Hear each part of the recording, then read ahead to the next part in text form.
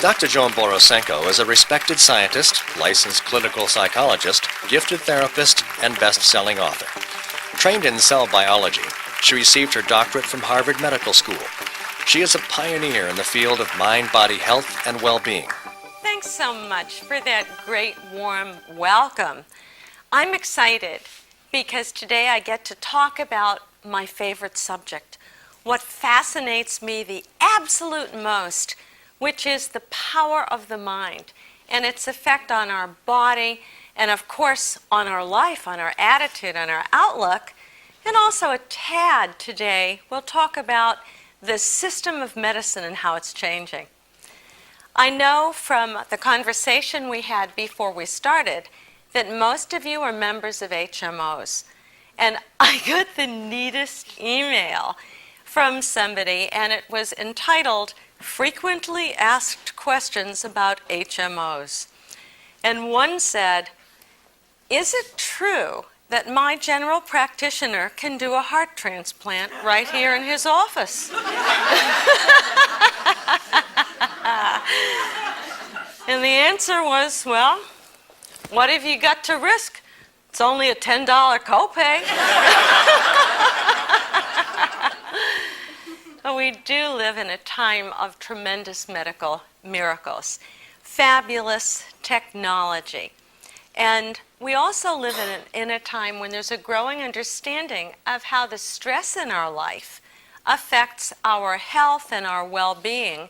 And I think we live in a great time because people are interested not just in how can I make myself better if I'm ill or avoid illness, but how can I really feel great?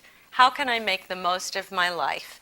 How can I beat stress and come to that place where I feel joyful? And those are the things that we're going to cover today. Now, I have a little story to tell you because people frequently say, how'd you get so interested in this area? And why are you so passionate about it? And like many people who go into the healing arts, I had a personal story that really led me there. And it started when I was 10 years old. And 10 years old, 5th grade, you know how little girls are? They're all excited at that point. The world is their oyster. And then overnight, something happened to my brain. And I became psychotic. I could not tell night dreams from daily reality. And then on top of that, I developed an illness called obsessive compulsive disorder, or OCD. Maybe some of you read the book called The Boy Who Couldn't Stop Washing. And OCD is a set of rituals that people can't stop themselves from doing. They're compulsive. It was tough. Can you imagine being the parents of a little girl who suddenly has this kind of terrible illness? And at that time, there really wasn't much help in psychiatry. We hadn't developed some of the wonderful drugs that would help. There wasn't much in the way of behavior therapy. And after a couple of months in what I would consider a state of hell, one day I sat down and I prayed.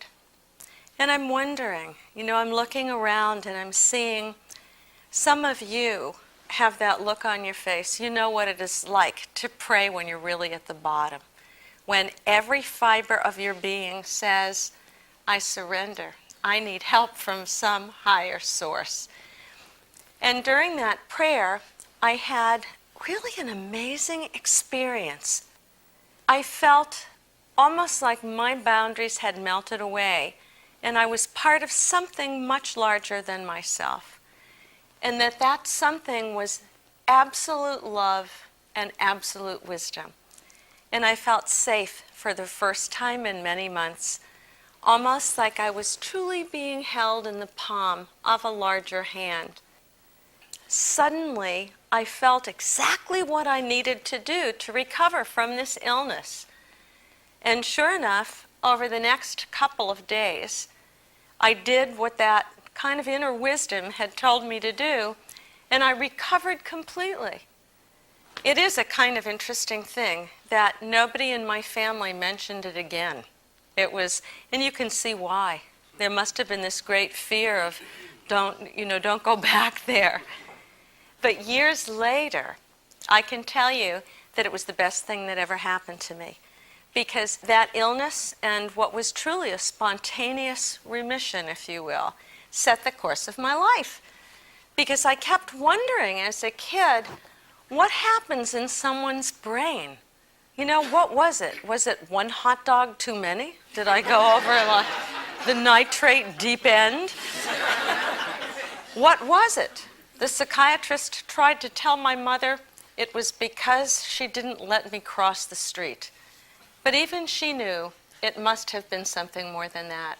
So I was determined to know what's the brain chemistry involved. And I said, I will grow up to be a neuroscientist.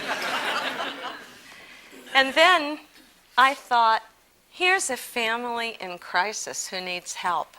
And we really didn't get what we needed. So I thought, heck, that's what psychologists do. I'm going to do that too. And then there was, what was that masked rider? What was that spiritual experience that happened? Because certainly in all my religious background, I was unprepared for that sense of unity with all being. So I ended up wanting to study the spiritual traditions from around the world, which I've done.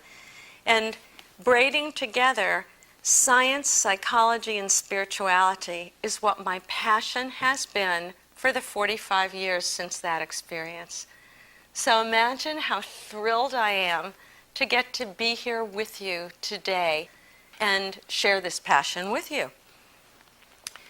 I had a chance, fortunately, to go to Harvard Medical School to study there, first in a field of really molecular biology, cellular biology, and then behavioral medicine, and get licensed as a psychologist, and co-found a mind-body clinic. And that clinic was filled with people just like you and me.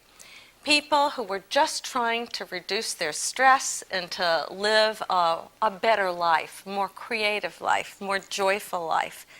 And what I discovered then is that stress accounts for somewhere between 75 and 90% of all visits to the family practice physician. That's a lot, isn't it, when you think of that? It's, after all, just the normal stresses and busyness and pressures of life can give rise to headaches and backaches and stomach disorders. And as you know, that's really where the quality of life is. I also had a chance to work with people who had more serious illness. And from them, I learned an awful lot about priorities in life. God forbid, there's nothing like a serious illness to tell you, you got to live now, because you never know when the last minute is. So I get to share all of this wisdom with you today.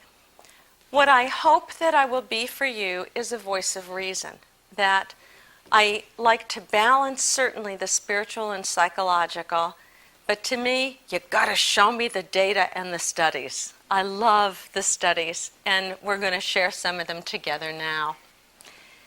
One of the most interesting things about mind-body medicine is that we've all known that the mind affects the body simply by being human, but it seems we need studies to convince us. So, for example, how many of you blush easily? Anybody blush? I know I blush easily. And there's the mind-body connection. You have a thought, and right away it changes the vasodilation of your blood vessels, and you blush. Or maybe you've gone to the dentist with a terrible toothache, and the minute you get into the waiting room, it goes away. All kinds of mind-body examples. When I was little, I saw a fabulous example of this. My kids are in the audience. Do you guys remember Uncle Duck? Sure. Yes, they remember. Uncle Duck was actually Uncle Dick. And my Uncle Dick was famous in our family because he hated cheese. Once he'd eaten it and it had made him sick.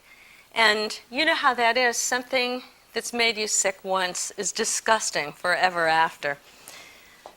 So my mother made a piece of cheesecake. She made great cheesecake, all covered with berries, and he ate a piece, not knowing what it was. And he loved that cheesecake. An hour later, he said, "Lillian, it was so good, give me another piece." And he ate it. And she then said, "But Dick, it was cheesecake. I know you hate cheese." And at the sound of the word cheese, he threw it all up on the rug. When you are 6, this makes an indelible impression. And my mother kept bringing it up through the years as a mind-body example. Clearly, it was not the physiology of the cheese that was the problem. It was a thought about the cheese. The mind is so powerful. It is an amazing thing that our thoughts about life can affect our body. And if you think your thoughts about cheese are powerful, your thoughts about yourself and where you stand in the family of things are even more powerful. Some of the data in mind-body medicine, if you want to boil them all down, they come down to one thing: that our sense of connectedness, a sense of good connection, respect for yourself, a sense of good connection with others, the ability to give and to receive love, is the most powerful thing your mind can do, because that's what reduces the stress in your body and restores you to a state that physiologists call homeostasis. Remember that from high school? Homeostasis, the state of perfect balance. So to get to that state of homeostasis and peace, we need to reduce the stress. One little further personal addendum on stress-related disorders. When I was in graduate school, I had a nickname. I was called Psychosomatic Sally. And I had just about every stress-related disorder that had been reported in the literature. So I had high blood pressure, rapid and irregular heartbeat, migraine headaches, irritable bowel syndrome, which is like having a migraine headache of your lower parts, and low back pain, Meniere's disease, which makes you dizzy, and anxiety attacks. Otherwise, I was fine. None of the doctors that I went to could do anything. What I did was I collected a prescription from each specialist, and not a single one said, "Hey, who are you? And how are you really? What is it that makes your heart sing? What is it that gives you joy? How do you think you're doing in your life? What are your relationships like?" You know, they might have found out something that I was in the middle of a divorce from an early marriage, and I had a young baby, and I was trying to get through graduate school broke. This might have been part of the problem. But nobody asked. And that's often what we complain about in medicine, isn't it? We just want to be seen as human beings. What happened was that I had a graduate student friend in physiology at Harvard, and he did a wonderful thing. He said, "Joan, the only trouble with you is that you have a very powerful mind. And what's going on is that you make these mental movies about disaster. You'll fail this course, you'll starve, your kid won't grow up well without your being there, and your body responds to the movies of your mind. Because your body cannot tell the difference between what is actually happening and what you are imagining. It's all the same." So he said, you have to learn to manage your mind. You have to learn to let go of those negative movies and come into the present moment.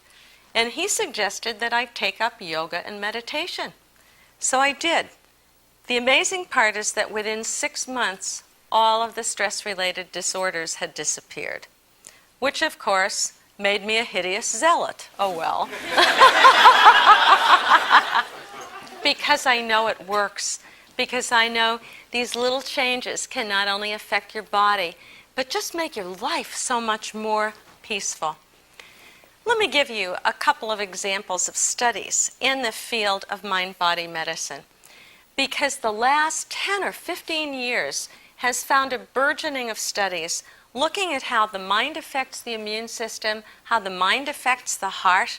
I mean, you can't even buy cat food anymore without claims that it boosts the feline immune system. Isn't that true? It's amazing.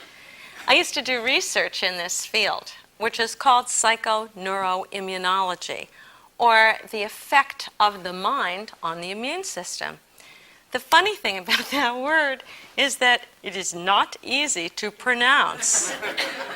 And at conferences, at least a dozen times, I've been introduced as a pioneer in psychic numerology. Yes, and then I think all those Harvard credentials for nothing. I could do better with the 900 number. Now, what we know with psychoneuroimmunology is, for example, every thought you have affects the immune system. This may sound far-fetched, but there's a great deal of evidence to back it up. Some of you know the work of Dr. Candace Pert, who originally started the National Institutes of Mental Health and was the co-discoverer of the endorphins, the body's own endogenous or internal pain relievers. Candace began the study of the whole field called informational molecules. Great word, huh? Or neuropeptides, neuro being the brain and peptide being a small protein. So we're talking about small proteins made in your brain that bring information to the rest of the body. It turns out that emotions are the link between the body and the mind. Emotions are the link between the body and the mind. Every emotion releases a different mix of neuropeptides. So, for example, if you feel sadness neuropeptides, if you will, are released from the brain, go out through the blood system, and bind to receptors on every cell of your body. If, on the other hand, you laugh and you feel joy, a whole different set of neuropeptides is bound to your receptors just like that in a millisecond. Pretty amazing, isn't it? And I'm sure actually that laughter is the best medicine. Can't you feel the difference in your body just from a couple of laughs? But now we're beginning to understand the molecular underpinnings of how our thoughts affect our emotions and how they affect our body. We're also beginning to understand the mechanisms of stress itself. Fortunately, I can tell you, acute stress is not going to be bad for your body. For example, running off from a mugger. That's the fight or flight response, and we survive because of it. What turns out to damage the body and also damage your mood over a long period of time is chronic stress. And chronic stress, I think we're all chronically stressed because the world is so busy and so crazy. But in addition to that, things that cause us chronic stress are just the obvious thoughts we have during our life. And one of the biggest ones is low self-esteem. All the times that we're mean to ourselves, that we sit around and think, I am a worthless worm. Anybody else would have done this differently. And of course, soon you look around and you realize most of us have thoughts like this. Or when we have thoughts of, I'm helpless in this life. I can't do what I want to do. Those are the kinds of things that cause chronic stress over time. And they've studied people who, for example, were abused as children or who were survivors of war. And the chronic stress shows up in high levels of a hormone called cortisone in the blood. Cortisone in high levels can damage the heart. It depresses the immune system. And it also changes your brain, so you actually don't remember things well. This, I think, was a good deal that God made, because if your life was lousy, then you get to forget it.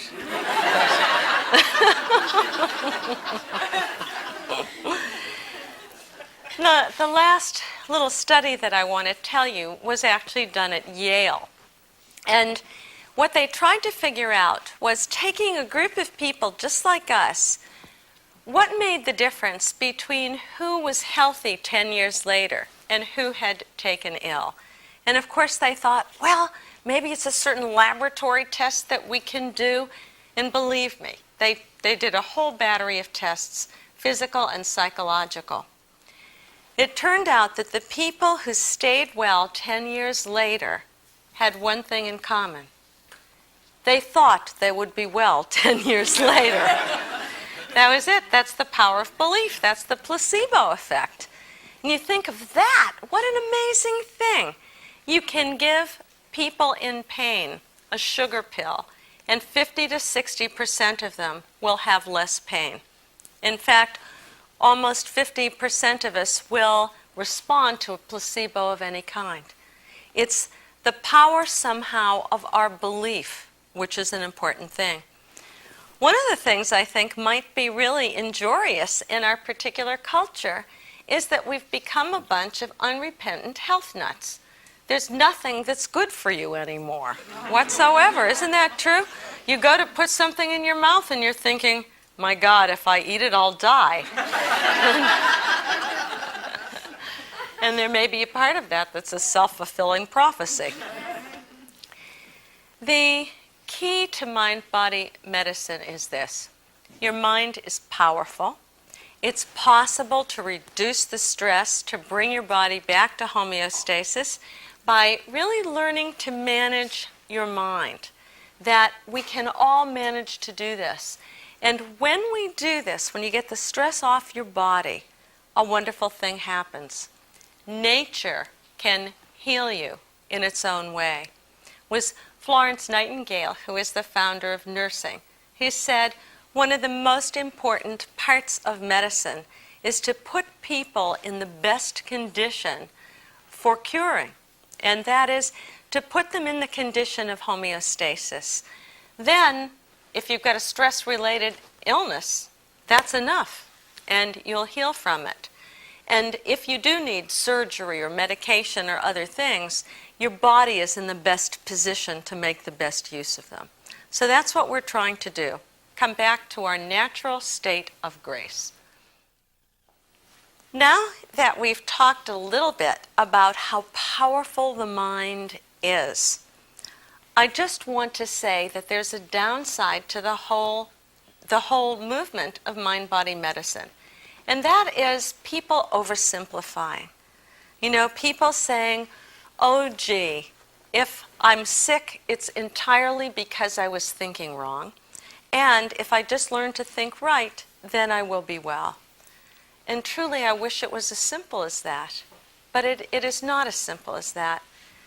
I had the chance to be with the Dalai Lama back in 1989 at the first International Congress on Health and Healing, which was in India. And this was the first question that I asked His Holiness, because I've seen how much pain people go through when they blame themselves for getting sick. And I asked him, I said, what should I tell people?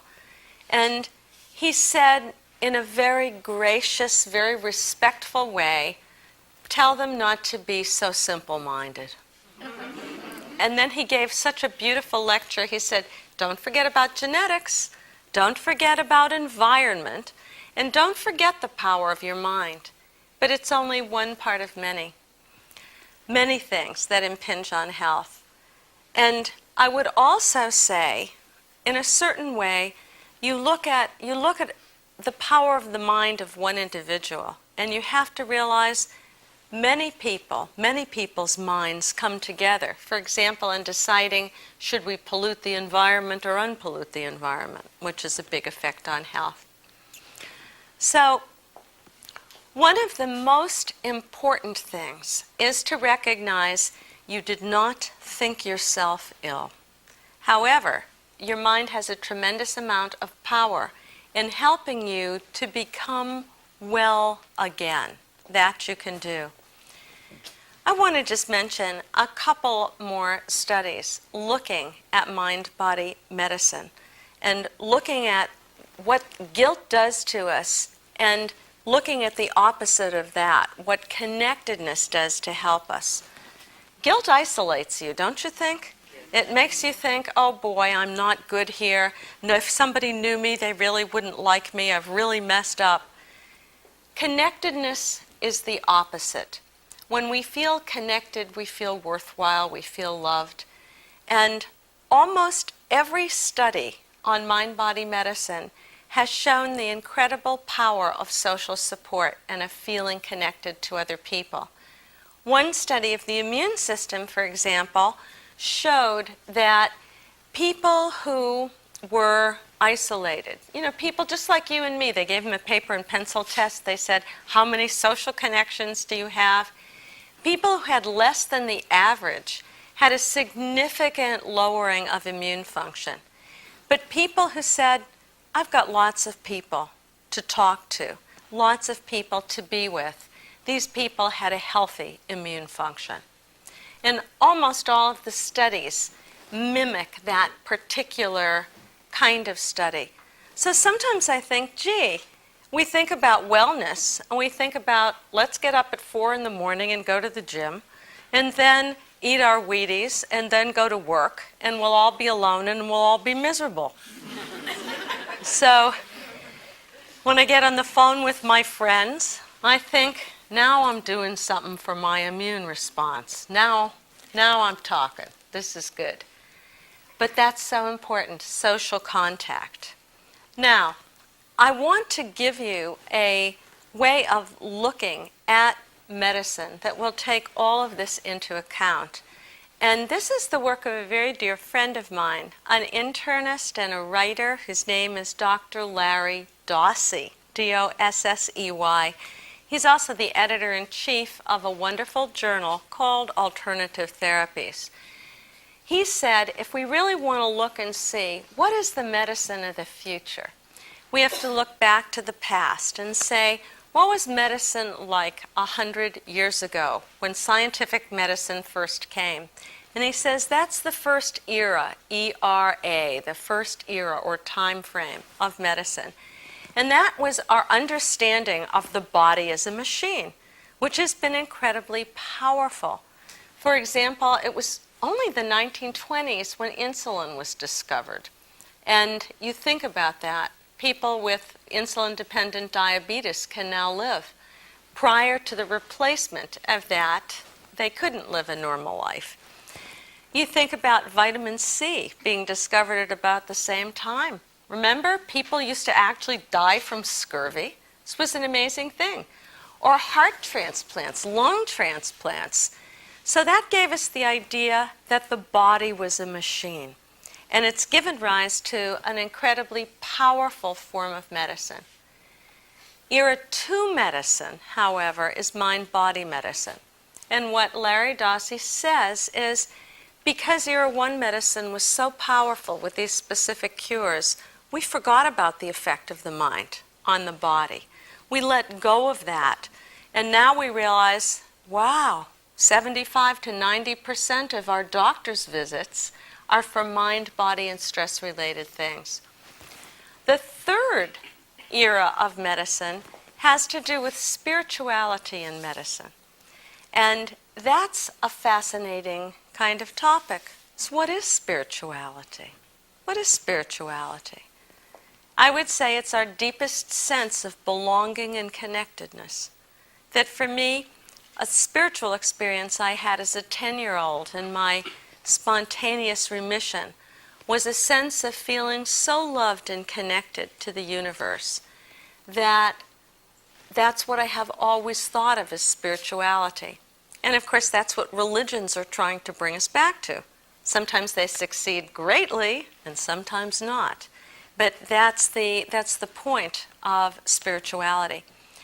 Now, if Era 2 medicine, mind-body medicine, says your mind affects your body, Era 3 medicine says something truly radical.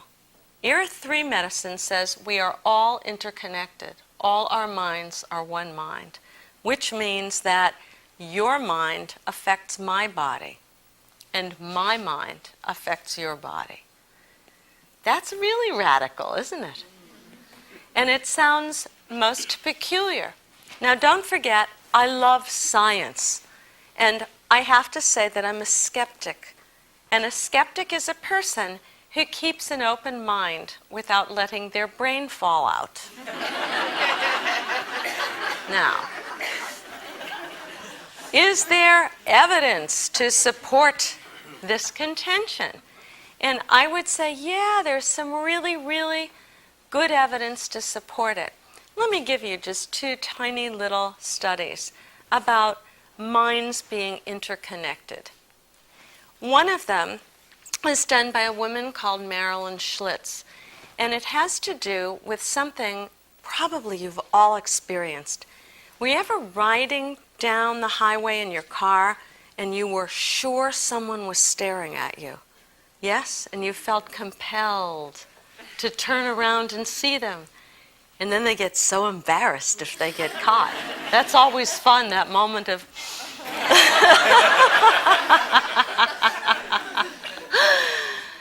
Now, here's the thing. How do you know that somebody's looking at you? What's the inner cue? And she found that in all the cultures of the world, people had the same experience. It wasn't bound to this culture. Here was the experiment she did. She took a video camera and she would videotape a subject, and in a room, another room, there would be the monitor. And then, while they were being videotaped, she would either stare at the monitor or not stare at the monitor. Meanwhile, the person being videotaped was connected to a biofeedback equipment, which essentially monitored the equivalent of, are the hairs standing up on the nape of your neck, right? Now, at a level that was highly statistically significant, the hairs stood up on the napes of the neck when somebody was staring at their picture in a distant room. Now, that's interesting, isn't it? My mother always used to tell me that when your ears burned red, somebody was talking about you. Apparently your mothers told you that too. Which, of course, I used to dismiss as highly silly. However, I'm sure before long we'll have an experiment that shows something just like that. But do you see the radical implications of that? If somebody is thinking about you, at some level you receive it. Some of the great physicists talked about this, the unity of our minds. Even Einstein said the idea that we're separate from one another is really an optical delusion of consciousness. At some level, all minds are interconnected. So, think about this. If all of your friends are sitting around saying, boy, she looks tired lately, this is probably not a good thing. Or if you have a physician who is afraid of the very illness that you have and thinks the prognosis is bad and empathizes with you, but is sending that kind of negativity. Those are the kinds of experiments, actually, which are being done now. So the idea is this. The idea is not that we use the power of the mind and we ignore Era 1 medicine. That would be foolish. We have to put all of these together. And that's what people are trying to do, to say what's a great system of medicine when it takes into account the whole human being and what we need for wellness and what we need for happiness, what we need to be fulfilled. Plus it gives us the best in medicine and surgery and techniques, and it incorporates even things like the power of prayer. It's been amazing to me to see the amount of experimental literature on prayer and the interest in spirituality and healing that's grown over the past 15 years or so. Even at Duke University, there's an enormously powerful center that looks at spirituality and medicine. And hundreds of studies have come out of that Duke Center. One of the studies on prayer that I found particularly interesting actually has recently been replicated. And in science, that's what we like to do. We like to say, it wasn't a fluke. We did it again. We got the same result. There's something here. And the particular study that's recently been replicated was a study on prayer that got rid of the placebo effect. It had to do with people who'd had heart attacks, and they came to an intensive care unit and were randomly assigned either to get regular medical care or to get regular medical care, plus they were prayed for by a group of people who just knew them by name. That's all, a prayer group. When neither the patient nor the staff knew if they were being prayed for. When they went to analyze the data at the end of the study, the group that was prayed for did better on 17 different measures. Isn't that amazing? They got out of the hospital sooner. That always makes the insurance companies happy. But they had fewer cases of pneumonia. They needed less medication for pneumonia. They made less calls to nursing. This kind of information is what comes out of these studies. That's pretty interesting. The idea here is not that we pray ourselves well and ignore medicine. The idea is really to use the whole system. So I have a little story about that. About 13 years ago, I was with a group of AIDS patients, and I was talking to them really about death and about the fact that none of us knows when our last moment is. And I said to them, you think that death is close for you. It could be closer for me. I could have an accident on my way home tonight. I had a head-on collision on my way home that night, and my seat belt held, but the shoulder harness failed, and my head went like that into the steering wheel, and when it came up, it had been unhinged like the hood of a car. This is where endorphins come in. I felt no pain. The paramedics came, and I said, if you guys would just give me a lift home and a Band-Aid, I'd be happy here. And they said, we don't think so. See this trauma board we're about to strap you to? What hospital will you go to? Believe me, I did not say, take me to the local meditation center.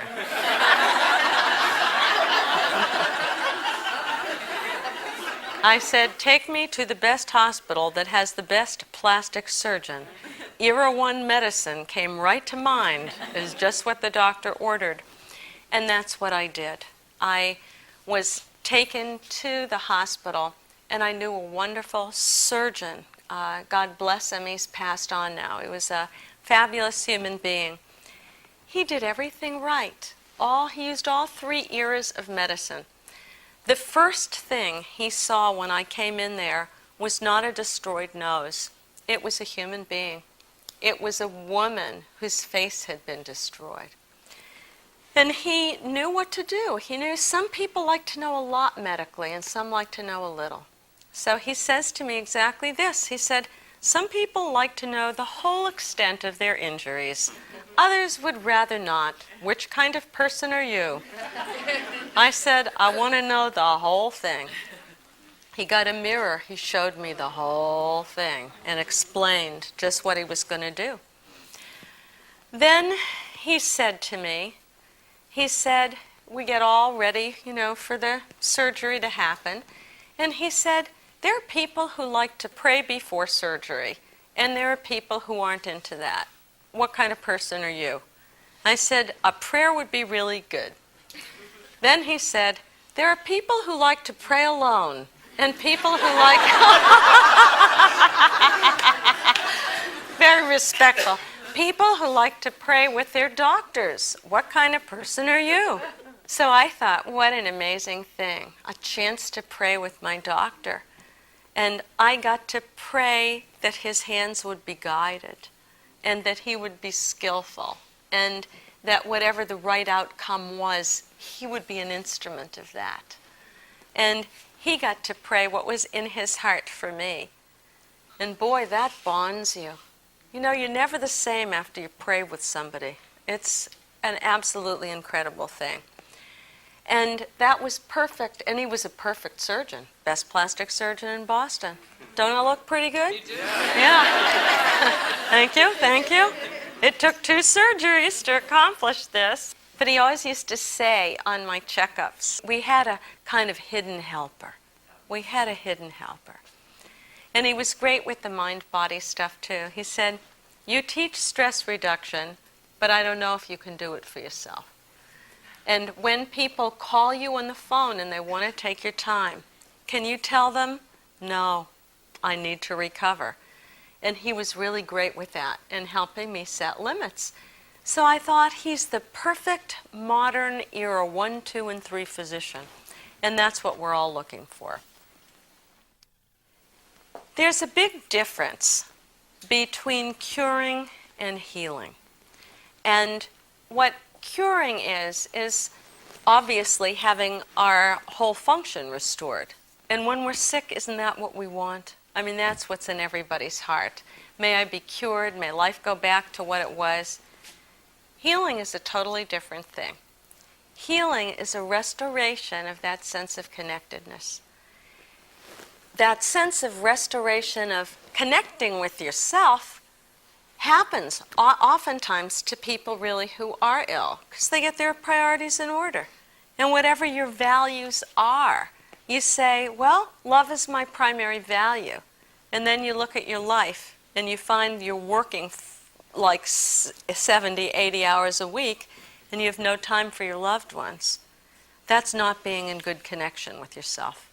Your inside and your outside don't match. When your inside and outside are disparate, that's what stress is. I'll tell you, I've seen people give up their jobs in a heartbeat when suddenly they're faced with, am I going to survive this? And they come into coherence, into integrity. Those are all the words. That's healing. That's wholeness. The old Anglo-Saxon word for healing is halen, and it means wholeness.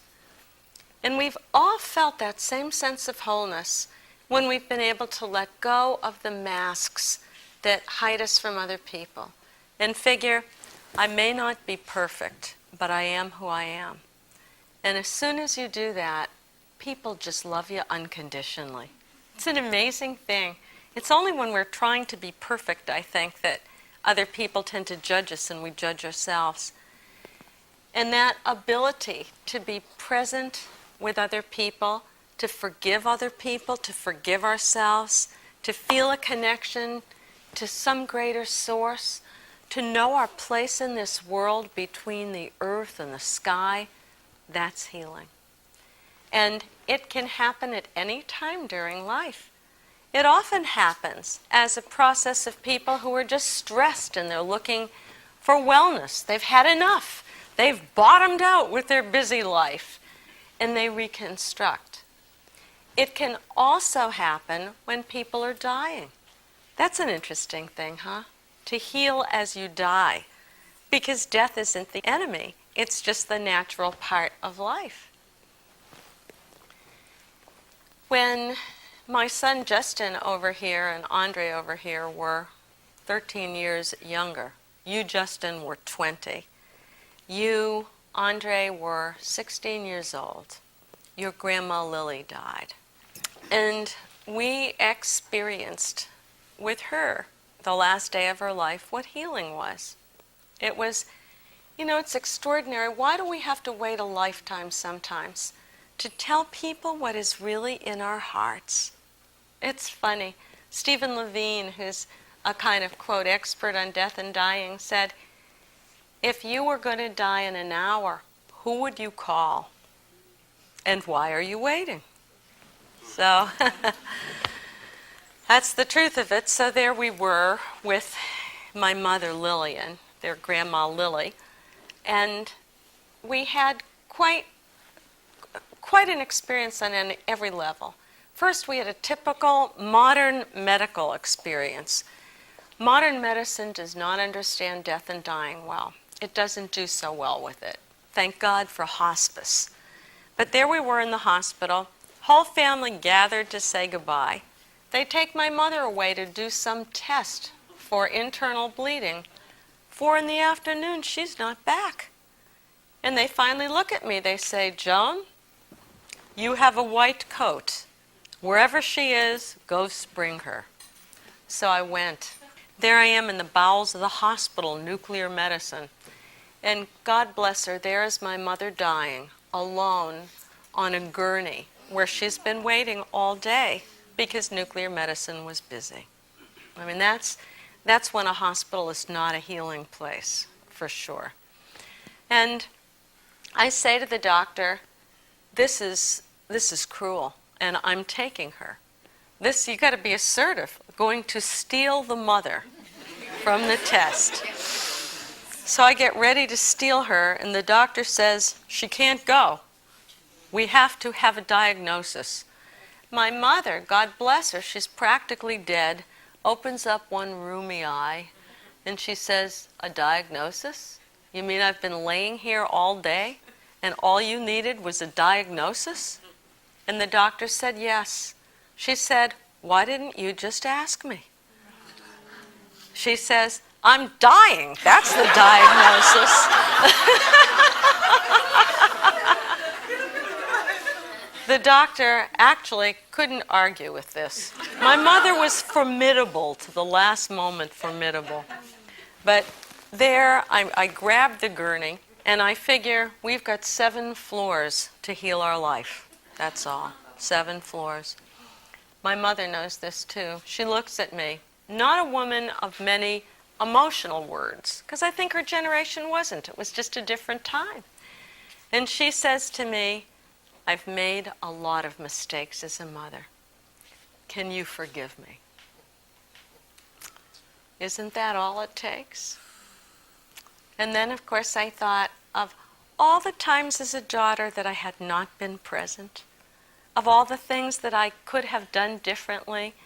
And I said, "I've made a lot of mistakes too. I can forgive you.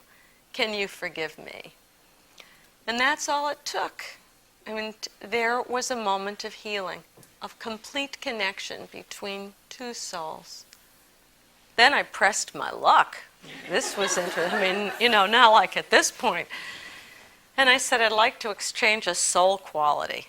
This was not a person who exchanged soul qualities. And she looked at me, she said, "I have always admired your compassion. Could I have it?" And I'd never ever felt that she'd even noticed that I was compassionate. So that was amazing. And she had courage. Oh, what courage. And I asked her for that. And she's been giving it to me for years. It's been absolutely great.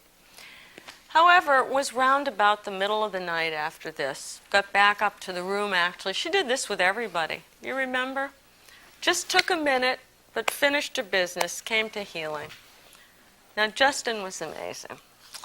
At 20, he knew what everybody needs at the moment of their death. And that is, they need to know that the world was a better place somehow because they were there. And he told her, he said, "Grandma, you made a difference in my life." He told her so many wonderful things. It was terrific. Then he got in bed and he held her. He held her. And he sang to her. She said, "Is Grandpa Eddie," that was my beloved father, "will Grandpa Eddie be there when I die on the other side?" So Justin figures we should sing the song that they fell in love to.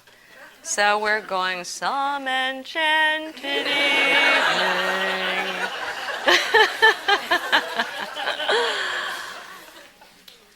And it was something.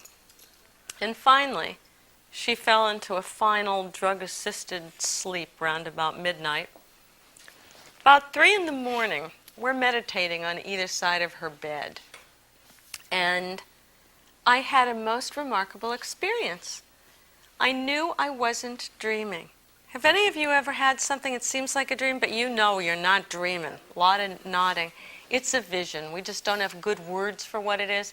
But the funny sense of it is you sense that's reality. This is the dream. Yep. You just know that's much realer. And in the vision, I'm a pregnant mother giving birth. And at the same time, I'm the baby who's being born. And what's interesting is I'm conscious in both bodies. And I thought, there's that one mind. One mind in two bodies. And then it seems to me, aha, God is one big case of multiple personality disorder. That's it. Only one of us here. That's it. But it's different to know that and to feel it with every cell of your body, to really feel that. And I had then the experience of being born as the baby and all my consciousness coming into that, just like the near-death experience stories, out the tunnel and into the light.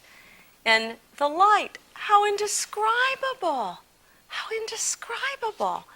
To say that it's complete love doesn't even touch it, doesn't even touch it.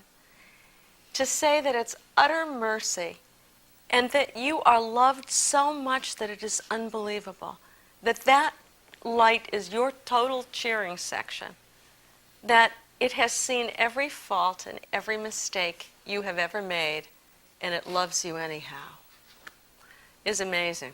It's an amazing experience. And then back to that state of wisdom. And I realized, ooh, I had this experience when I was 10, but in a littler way. It's what I've been searching from and for all my life. And suddenly I knew something about my relationship with my mother. And I knew the way in which we had tormented one another was perfect. It was just excellent torment. It really was. And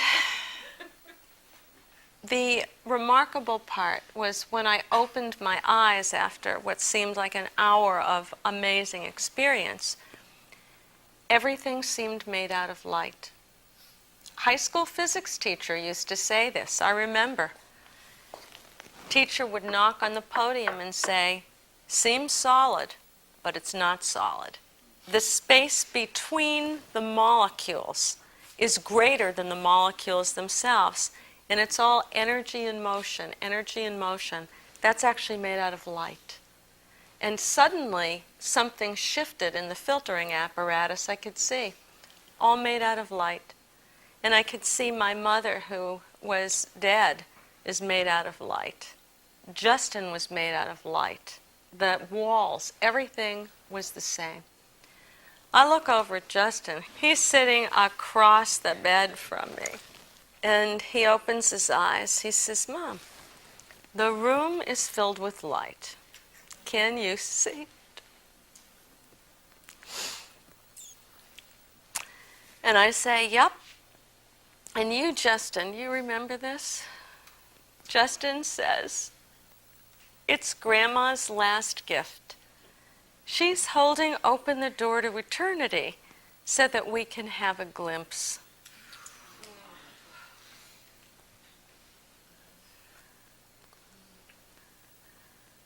And then we sat there by her bed, and he said, you must be so grateful to her. And you know, it was the first time as a child that I was really and truly, truly grateful.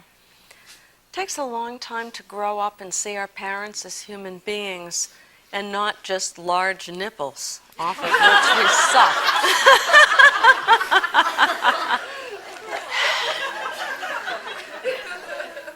But I did. I did.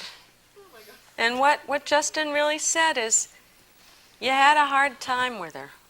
But he had one of those kind of moments of clear seeing too. He said, you needed to have that hard time to become yourself.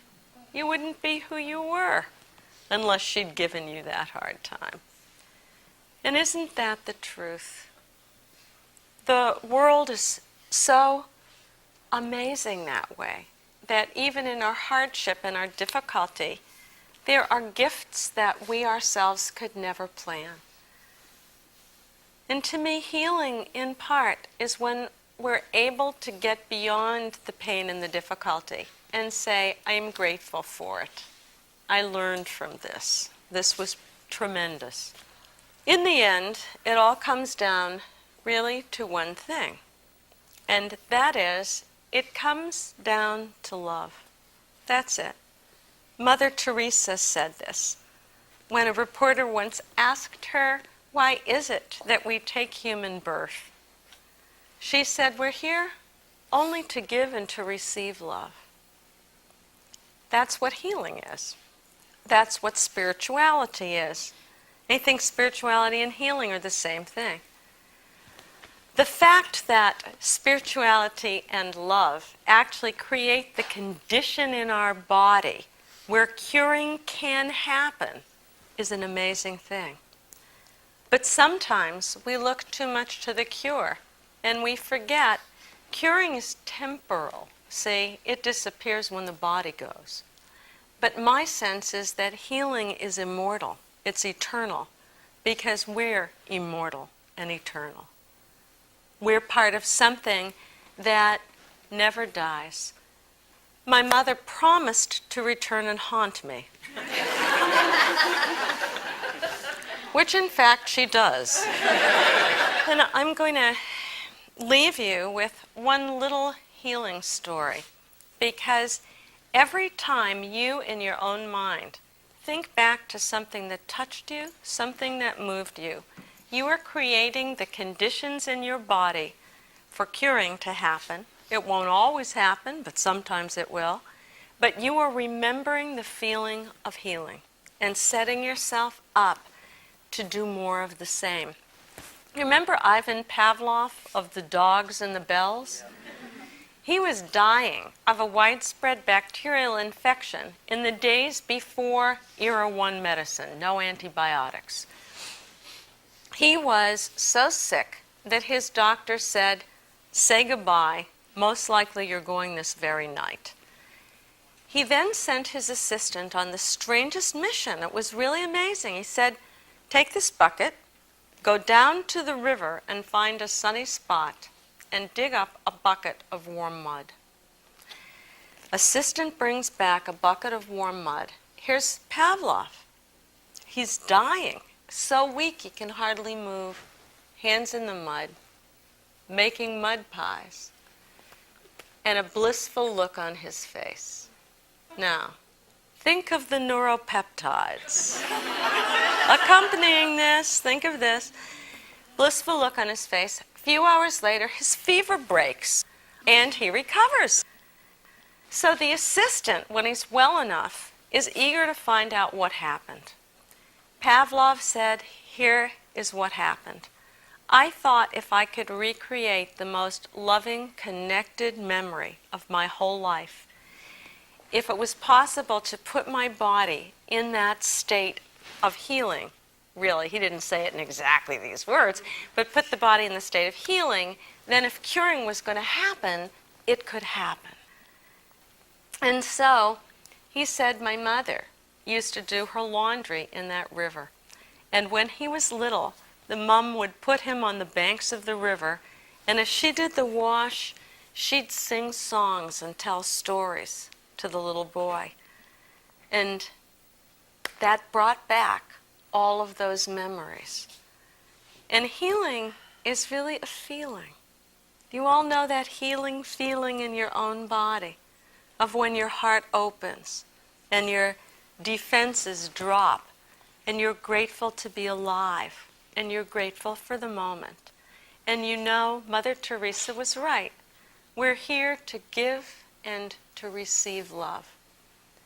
And for me, it's really a kick that modern medicine and science are finally figuring this all out. But you know what? It's frosting on the cake. It's worth loving, even if it wasn't good for your health. So thank you so much. I so enjoyed spending this time with you. Stay tuned for a special bonus segment with Dr. Joan Borisenko.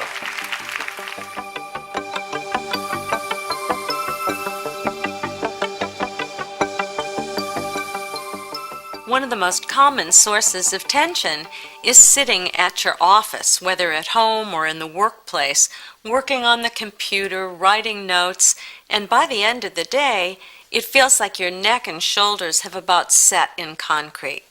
But it doesn't have to be that way.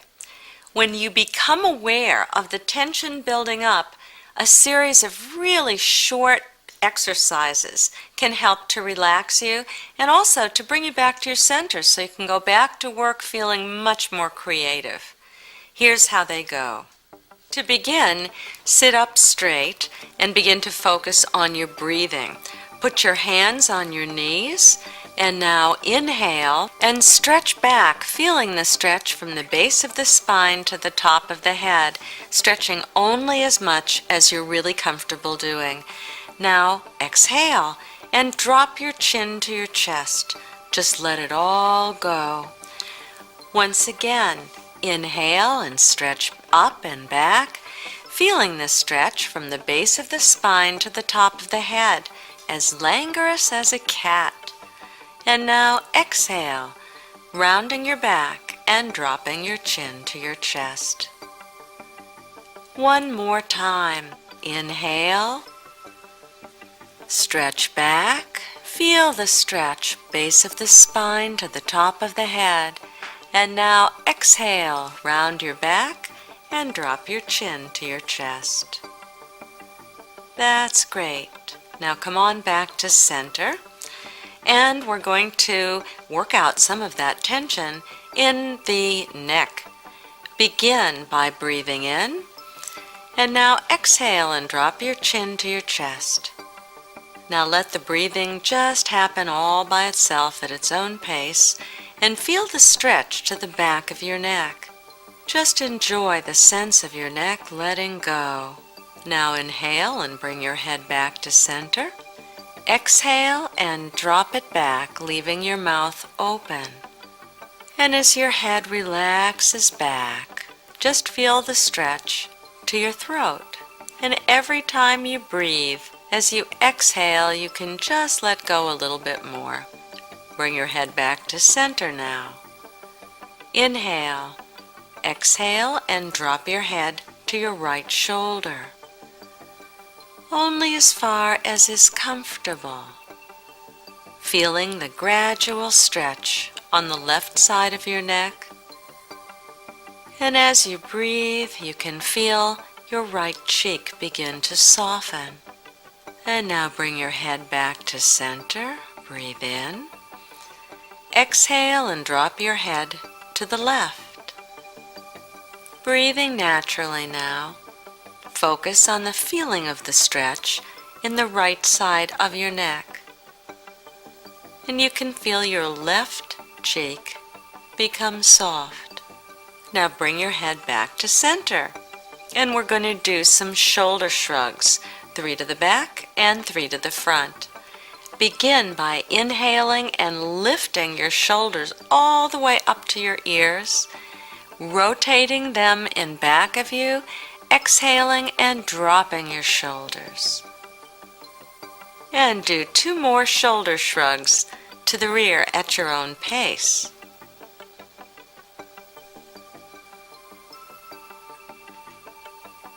And now we're going to reverse those.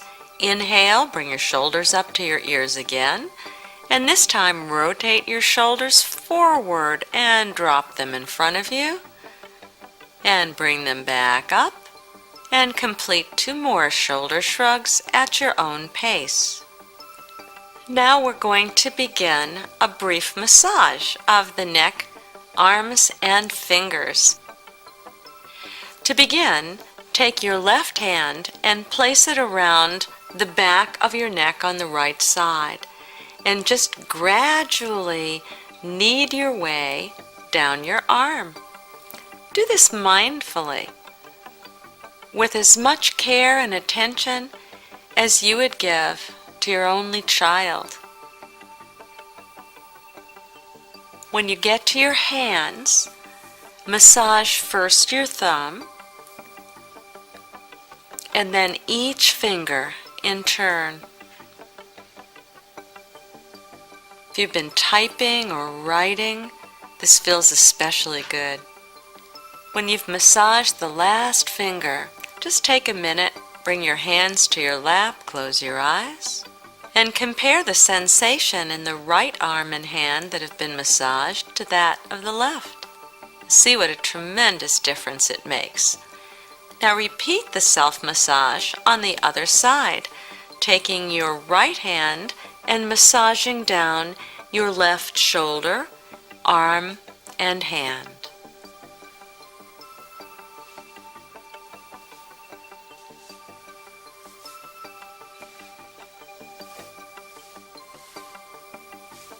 Once again, when you get to the hand, massage your thumb,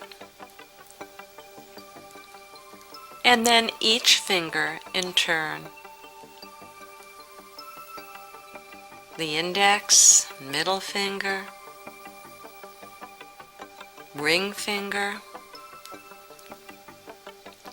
and then the pinky.